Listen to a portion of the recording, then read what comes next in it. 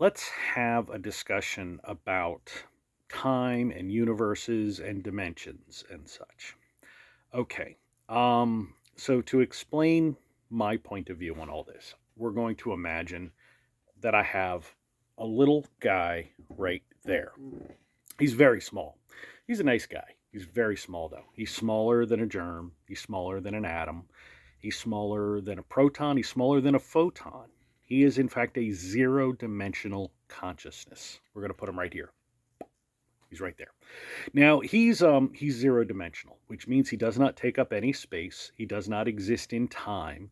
He is just a consciousness. So the only thing he is capable of understanding, and I don't know why I call him a he, but he's a he for this argument. Um, uh, he doesn't. He knows that he exists, and that's all he knows. He's a little guy, and I just created him. So today is his birthday.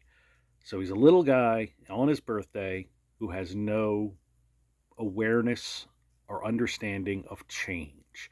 He does not know that the universe changes. He cannot experience change. He doesn't even have a universe that he lives in, or if he does have a universe, it's a zero dimensional universe. He exists without change. I exist is his only point of view, which is a terrible thing to do to a little guy on his birthday. So we're going to give him a universe. Let me pick him up, put him right here. He's in a one-dimensional universe now. It's just a line. It's a line, and all he knows now is I exist, and there is a future, and there is a past, and there is a present. And I'm going along, experiencing change. I don't know what that change is. I can't even conceive of what a consciousness that exists only in time would think or understand in terms of change. But there is change. There is change of some sort. There is a future. There is moving through time without space and that consciousness. Okay? That exists. The problem is there's a couple of things we know about universes. Well, we don't know them, but we know them as well as we can know anything with only one sample size to run with. And that is that universes, one, they are not infinite. Okay? They can't go on forever. Okay? That we know that they can be bigger on the inside than they are on the, we know that they can be bigger on the inside than they are on the outside. We think that they can be bigger on the outside than they are on the inside. We know that they can be very big and very small. There's all sorts of stuff that we believe, at least I should say. When I say no, it works out mathematically. That's what I mean with certain models. But either way, infinite. Once you go infinite with a universe, the math starts to go crazy. So it's not an infinite. This line, it can't go forever. The other thing about it is they don't have an edge, at least not from the inside. So you can't get to a part of the universe and go, this is the edge of the universe, and there's nothing beyond that. Okay? So as a result, it kind of defines the shape of the universe a little bit.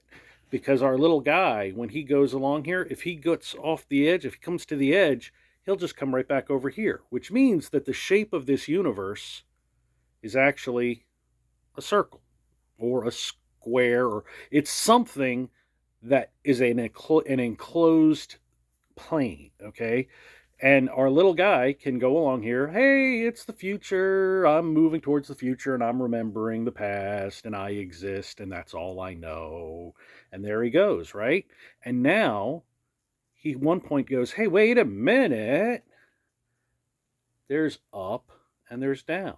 There's the future, there's the past, there's the present, there's up, there's down, and there's here. Well, now the little guy goes, I am in a two-dimensional universe. That's pretty cool. Okay? But then he goes, wait, there's an edge here. Universes can't be infinite and they can't have edges.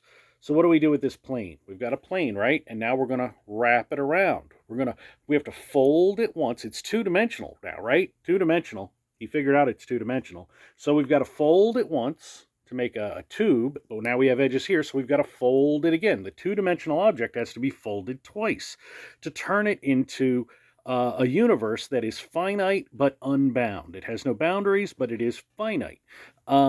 And now our little guy is like here going, hey, look, I'm going up now and I'm moving towards the future. Now I'm moving towards the past and I'm going down. And that's what I can do. And I can go around this way. And wait a minute, I'm going around this way. That means I'm going forward and backwards. Hey, this is a three-dimensional universe. Who's messing around here? Yeah, there's three dimensions. Imagine the tube, right? It goes around this way, and it's a three-dimensional object. And he's got these three dimensions, okay? But we've got boundaries still, okay? So he's got to go, and he's got to go. Okay, we got to go. Okay, we got to rotate it once. And now imagine you've got kind of a tube that goes around into a ring, and then again we've got to spin it this way, and that's our third, and we've got to do it a third time through a fourth dimension, which I can't do with my hands because I only have the ability to explain things in at most four dimensions, and this requires a fourth spatial dimension to go through to represent the universe we live in. And that's how that works. But the key thing I'm trying to explain here, if you think about it, is we did all of that going with a zero-dimensional entity starting out in a one-dimensional universe, okay, because it experiences change. So therefore, when people say that time is an illusion, time is not real, I don't agree with that. I agree that space might be an illusion, but time is the thing. Time is not the fourth dimension. Time is the first dimension. Time is the dimension we require in order to experience change. It is what is real. The rest of it, of course, I'm not saying any of this is true. I'm not saying any of it's false. I'm just saying, isn't it neat to think about?